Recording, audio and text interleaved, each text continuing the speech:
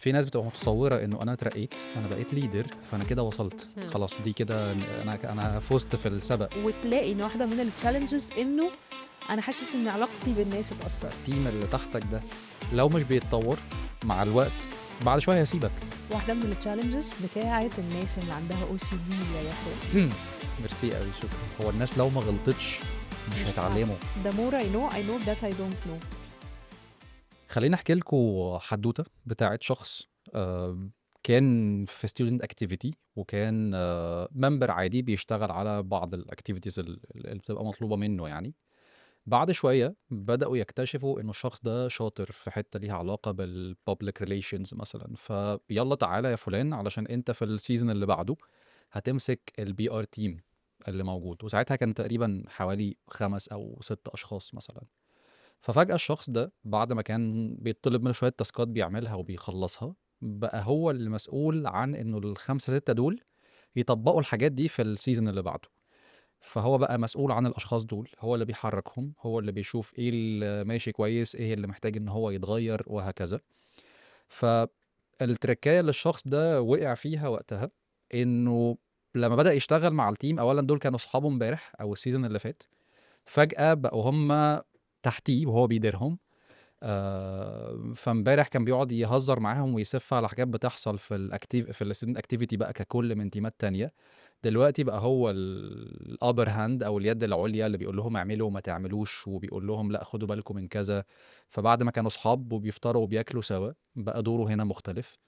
آآ برضه وقع في فكرة إنه هو عايز الناس تعمل الحاجة زي ما كان هو بيعملها قبل كده، لإنه كان member شاطر. فيالّا يا جماعة عشان هتعملوا دي بالطريقة الفلانية، بغض النظر عن إنه في الآخر طريقتهم هتوصّلنا للي إحنا عايزينه والّا لأ. ف فبقى عايز الناس تشتغل بنفس طريقته، تcopy نفس الperformance، تاخد اللي هو بيعمله بالضبط يعمله زيه. شوية وبدأ يلاحظ إنه علاقة الناس بيه بدأت تتوتر شويتين، إنه صحابي اللي كانوا معايا امبارح بدأت الفكرة إنه لأ إحنا ما بقيناش صحاب أوي، أو بقينا نحس إنه أنت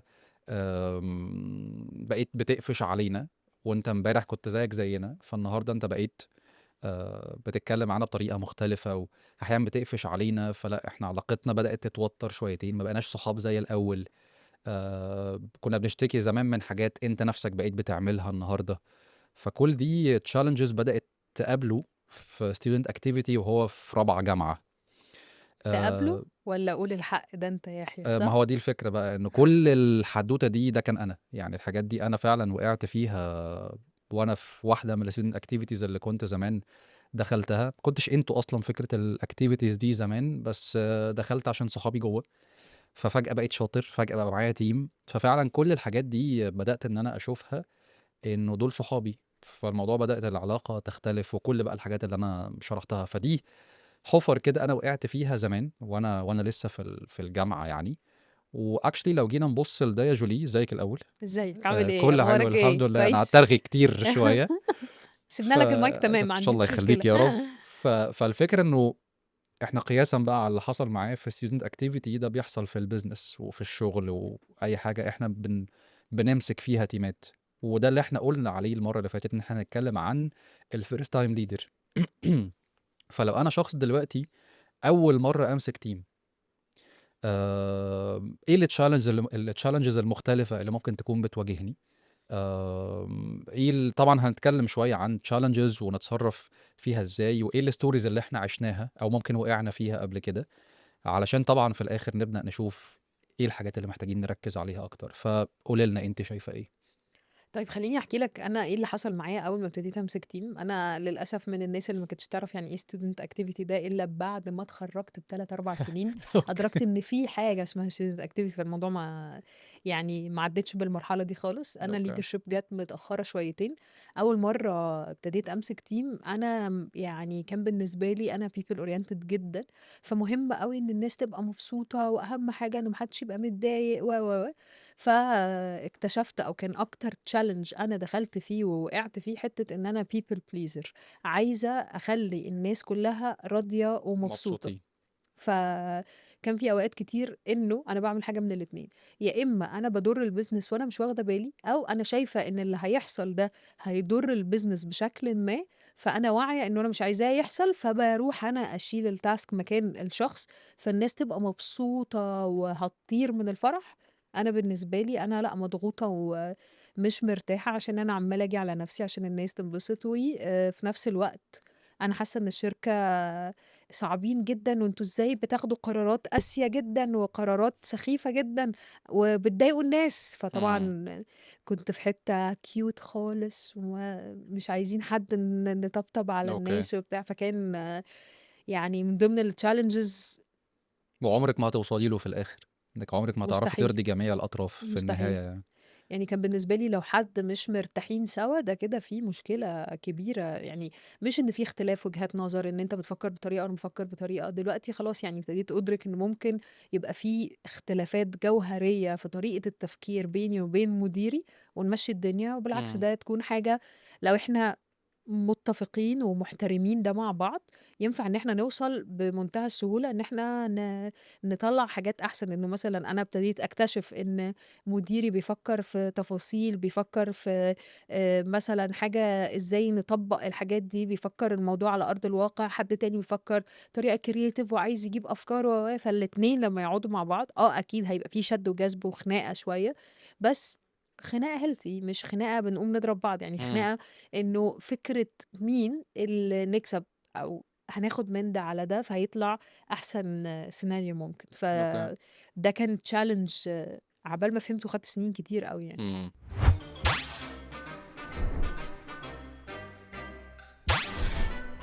طب تعالي نتكلم أكتر عن الحاجات الcommon اللي اهم. بيُقع فيها الfirst time leaders علشان نبدأ نشوف إحنا اتعرّضنا لها والّا لأ، أو إيه الstories اللي عندنا علشان نحكيها للناس، وفي نفس الوقت نشوف ممكن نتعامل مع ده إزاي. إمم. فحابة نبدأ بإيه أو إيه اللي بتفكّري فيه؟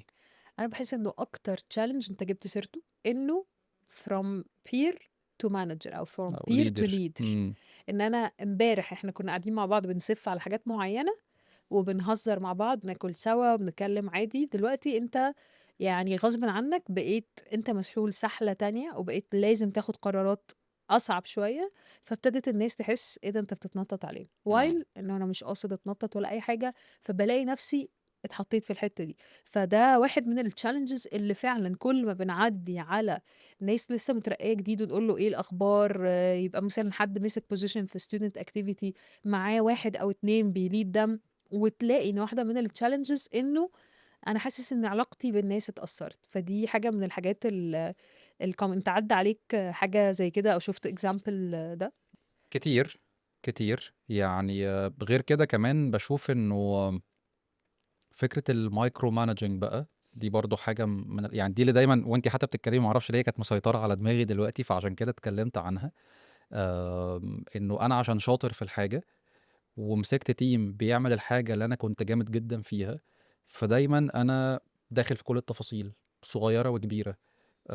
باصص على إزاي الناس بتعمل الحاجة، طب بيعملوها زيي والّا لأ، وبيبقى القياس إن هي بتتعمل زي ما أنا كنت باعملها والّا لأ، yes. في حين مش إنه إن في الآخر الoutput طلع بالضبط والّا لأ. الresult إيه، أنت في الآخر وصلت للحاجة اللي أنت عايزها والّا أنت بس عايز الناس تقلدك أو تعمل زيك لأن أنت حاطط نفسك standard أو مقياس لإنه الناس شاطرة والّا لأ، دي حاجة من الchallenges مثلًا.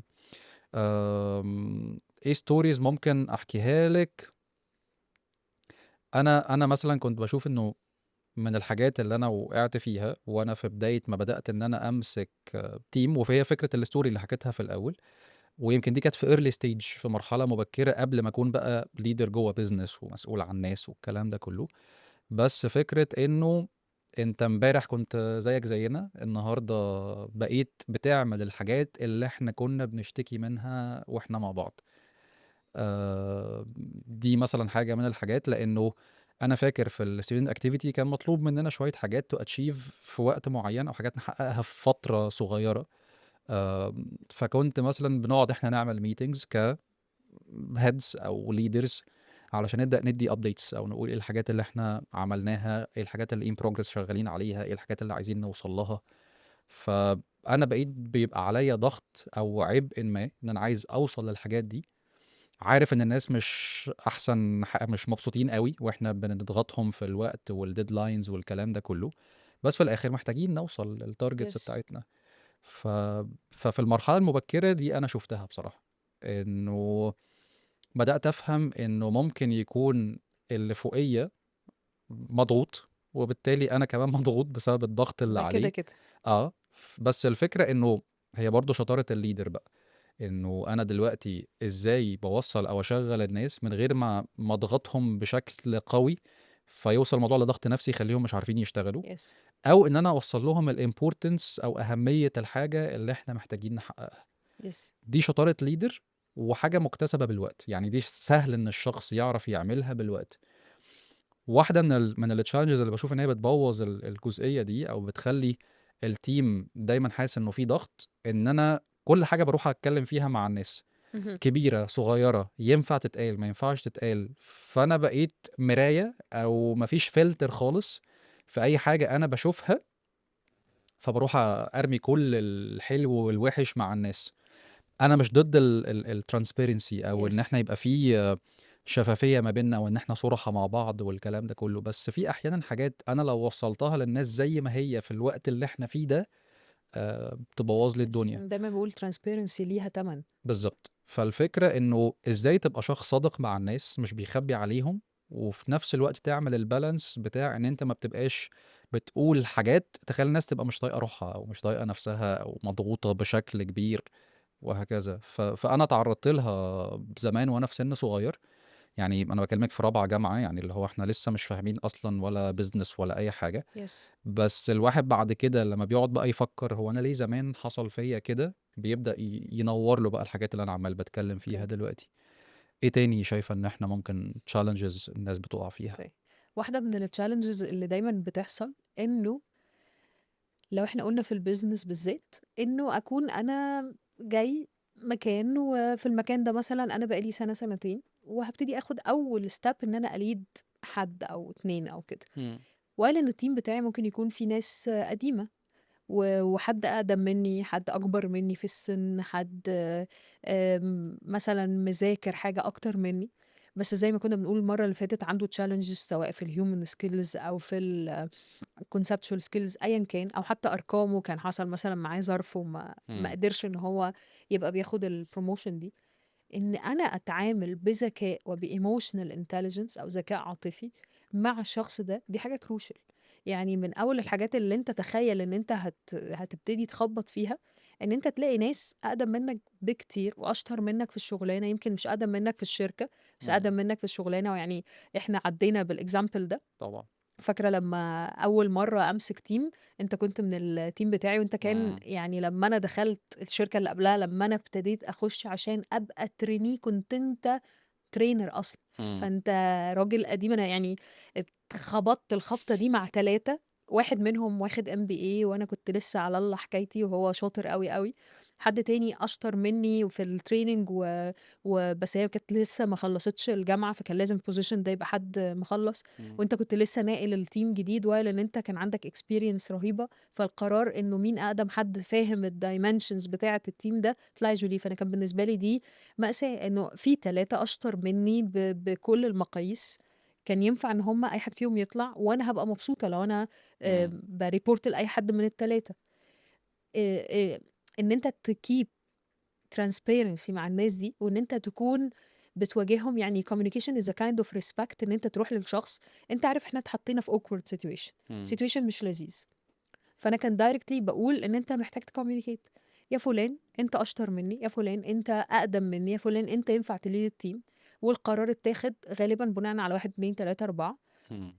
قُل لي إيه الحاجات اللي آخُد بالي منها عشان ما تتضايقش، إيه الحاجات اللي إحنا يعني لو عملتها دي حاجات هتكون بتضايقك، إيه الحاجات اللي أنت شايف إنه لازم نكون بنعملها في الteam، لو أنت مكاني كنت هتعمل إيه؟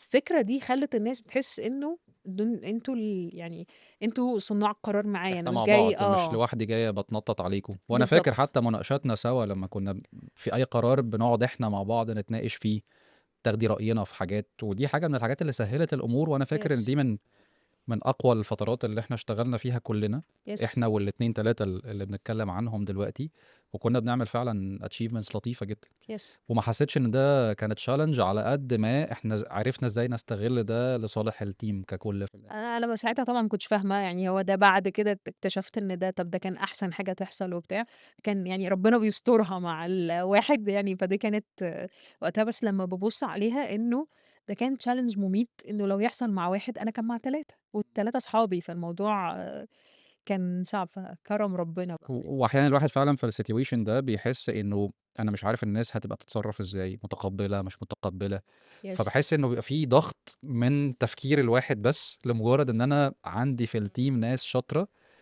ودول صحابي في نفس امم. الوقت، فأنا مش عارف الناس دي هتتصرّف إزاي. يس. بس يعني أنا بالنسبة لي دايمًا حتى في الsessions اللي بنعملها دايمًا باتكلّم عن الفترة دي، وإنه إزاي عرفنا فعلًا نستغل ده لصالحنا في الآخر. يس. إيه تاني طيب شايفة challenges ممكن اوكي. الناس تُقع فيها؟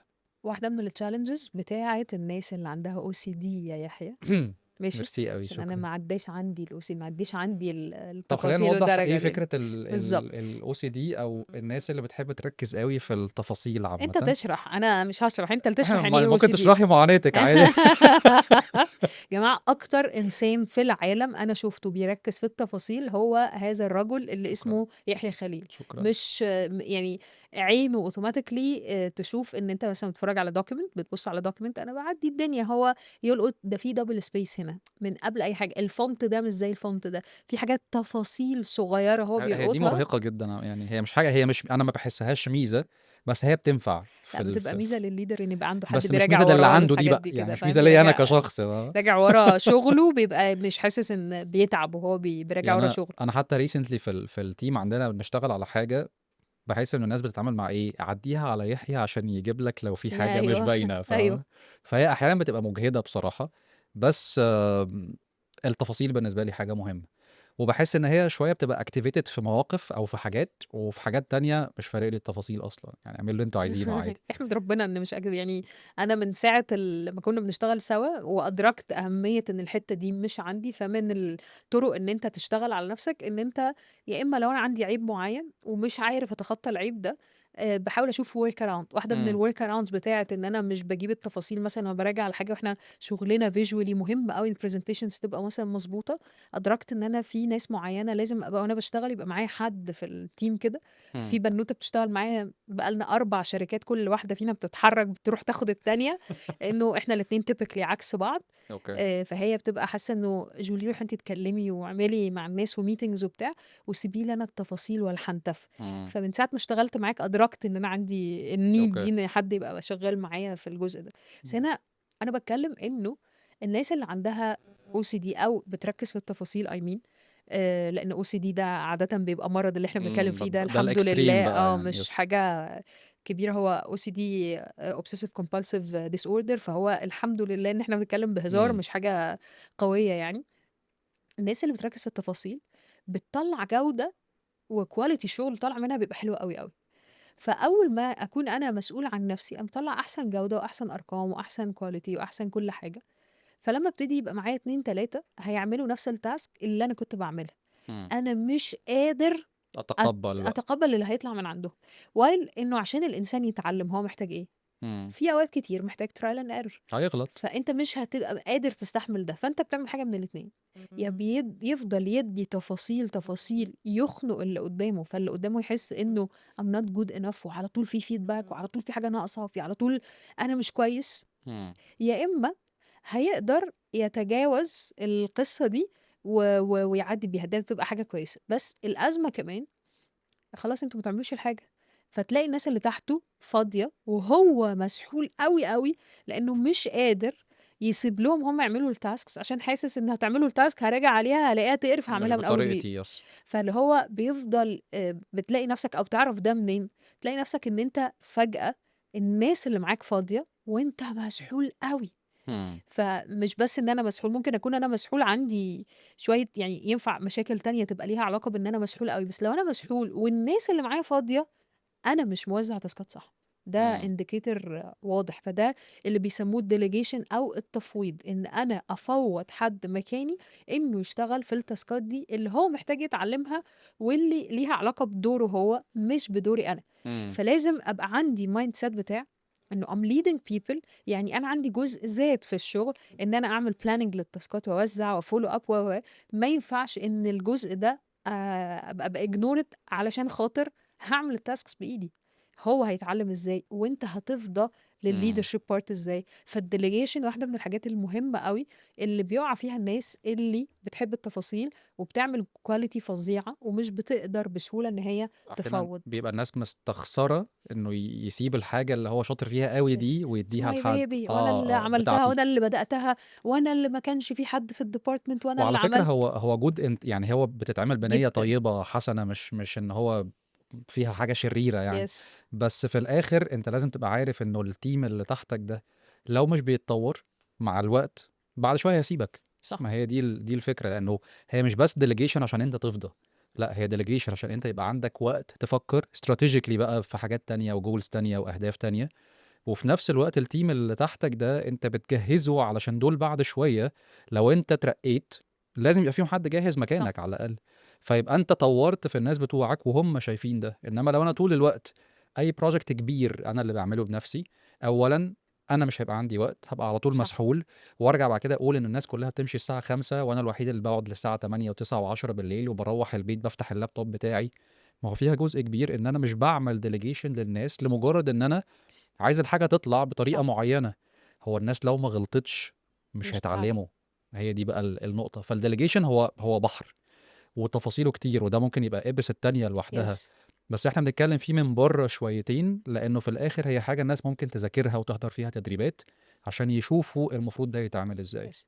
وواحدة من الtricks بتاعة الdelegation إن أنت تبقى يعني دي زي ما أنت قُلت إن إحنا ممكن نخش فيها في تفاصيل كتير أوي، بس اللي يساعدك إنك كل ما بتعرف تعمل follow up صح في timeline مضبوط. follow up يعني متابعة بtimeline، إن أنت تحط time للمتابعة مش تستنى لمّا الtask تخلص. تبقى عارف تقسّم مثلًا الtask دي هتاخد أسبوع، هنراجع كل مثلًا آخر يوم هتبعت لي الprogress بتاعنا. إمم. الfollow up لو ضبط هيساعدك إنك تdelegate بشكل أفضل. فأنت هتبقى حاسس إن أنت on top of things، أنت مجمّع الدنيا كويس أوي، مجمّع التفاصيل، yet أنت مش بتشتغل بإيدك. إمم. فده تريكاية تساعدني شوية لغاية لمّا نعمل مثلًا episode تانية نتكلم على أوكي. الdelegation يعني.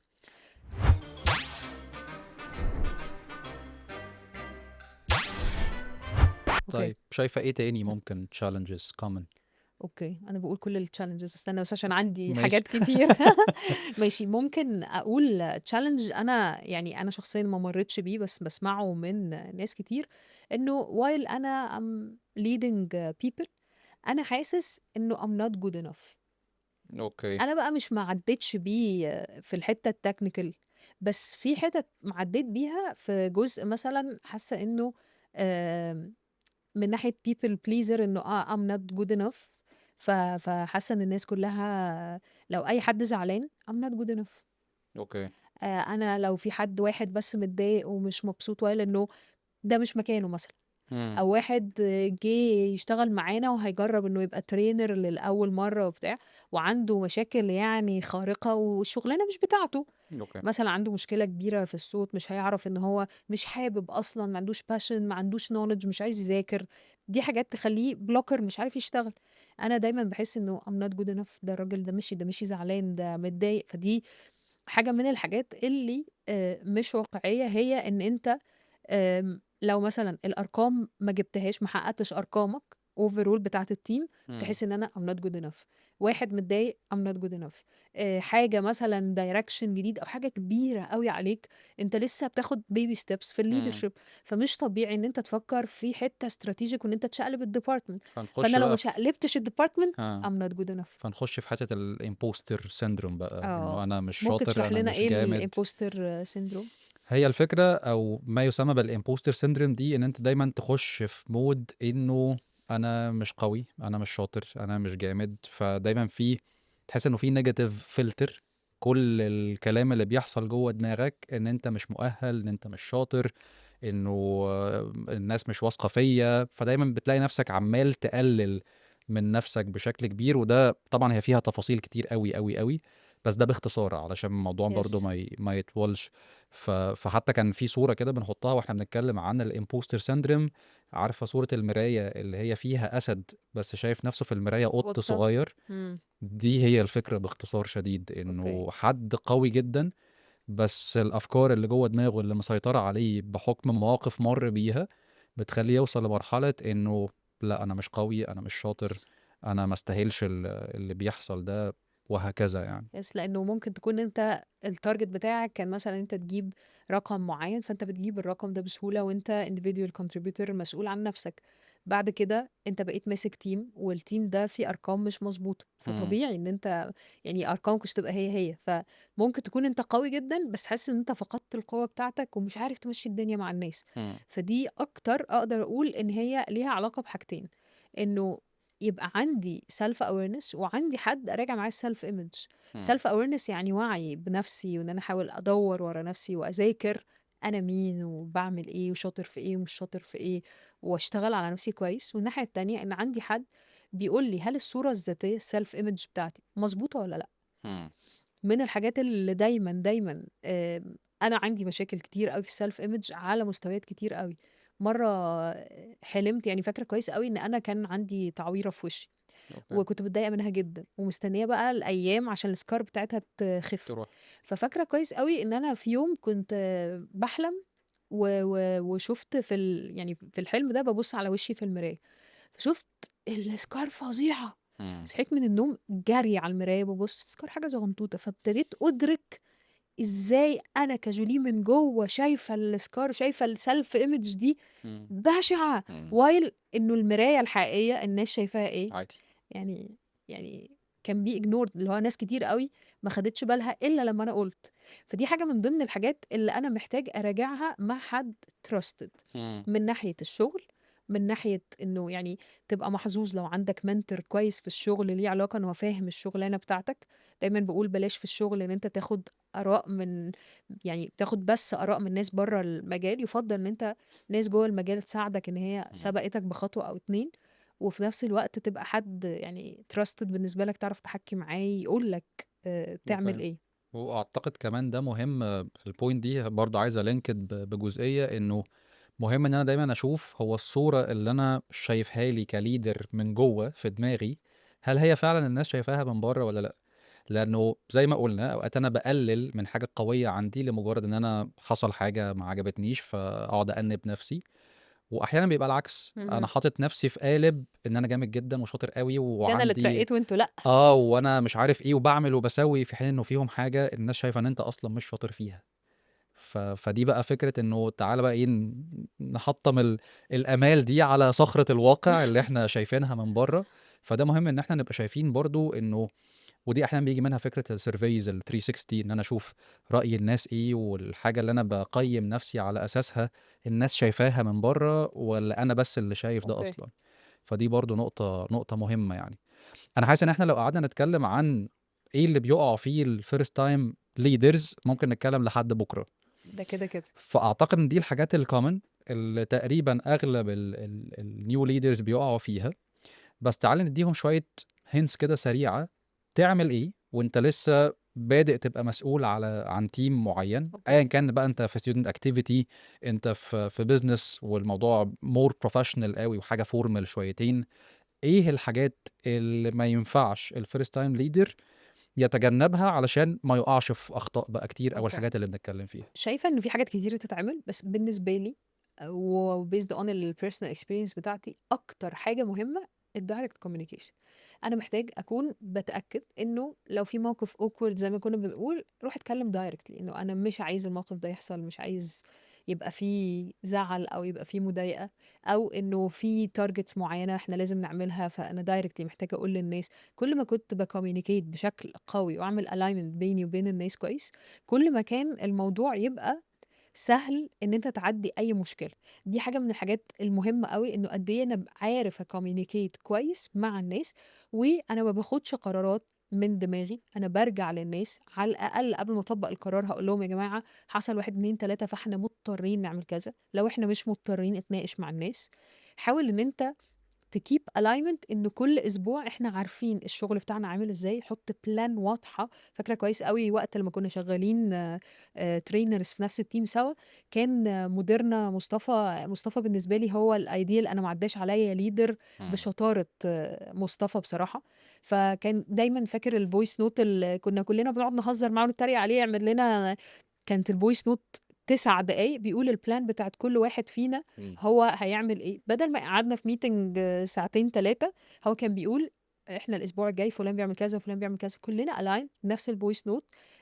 في أوقات كنا بنبقى محتاجين إن إحنا نبقى نقعد meeting مثلًا، بس عشان إحنا كنا different sites فكان ده الmodel المضبوط. بس كل ما كنت بcommunicate الplans بتاعتنا، الأهداف بتاعتنا، إحنا مين بيعمل إيه، لو في موقف فيه مشكلة أنا أتكلّم وما اقعدش بقى إن أنا أختفي، اللي هو يعني عشان ما يحصلش دراما كتير، ما يحصلش مشاكل كتير. إمم. يمكن هنتكلّم على الworkplace دراما أكتر في يعني في seasons جاية، وده topic تقيل ومحتاج شغل ومحتاج تركيز من إمم. الleaders، لإن الleaders هم الأساس فيه. فأنا بالنسبة لي number one، عايز تبقى first time leader ناجح communication is a key. ده أوكي. من يعني أول tip بافكّر فيه. إمم. عندك tips تاني؟ طبعًا، أنا بس عايز أقول إنه في ناس بتبقى متصوّرة إنه أنا اترقيت، أنا بقيت leader فأنا كده وصلت، إمم. خلاص دي كده أنا فُزت في السبق. أتقاعد بقى خلاص. فلأ، هي دي البداية مش النهاية، فدي الفكرة اللي لازم تبقى في دماغ أي حد بدأ يبقى مسؤول عن team. دي بداية إنك تطوّر من نفسك، دي بداية إنك تتدرّب على إزاي أتعامل مع الناس دي، دي بداية إنك تتدرّب على يعني إيه emotional intelligence وإزاي تتحكّم في مشاعرك وانفعالاتك، وإزاي تبقى شايف الteam بيتصرّف إزاي وإيه الemotions اللي مسيطرة عليه بالfacial expressions بتاعته وهكذا. دي بداية إنك تعرف يعني إيه leadership أصلًا وتبدأ تطوّر منها، لإن يس. هو ده اللي هيكبّرك ويوصّلك لmanagerial وlevels أعلى بكتير أي مؤسسة أنت بتشتغل فيها. ودي من الحاجات اللي لازم تكون بتقعد تذاكر فيها كتير، وفيها تقعد تسمع podcasts، تقعد تسمع من ناس تقال، في كتب كتير تتقري، في حاجات كتير مهمة أوي. احضر وinvest time إن أنت تحضر courses أو workshops على إمم. الموضوع ده. ويعني أنا ممكن أختم كtip الحلقة بالseason. إحنا خلاص يعني بنخلّص الseason بتاعنا، إنه the more I know that I don't know. فزي ما أنت بتقول هي دي بداية إنه أنا هابتدي أشتغل على نفسي. فكل ما عرفت، كل ما أدركت إنه أنا لسه ما أعرفش، فأنا محتاجة أذاكر تاني وتاني، إمم. فهاعرف أكتر، فهأدرك إن في حاجات ناقصاني أكتر، فهاشتغل على نفسي أحسن. أي نعم مش هاوصل لlevel of الconfidence بتاعي أو الثقة اللي أنا كنت فيها في الأول، بس هاحس إنه لأ، إيه ده أنا اتطورت، ده أنا اتحسنت. بيحصل واحدة واحدة تغيير حتى لو أنا مش حاسة بيه أوي يعني. أوكي.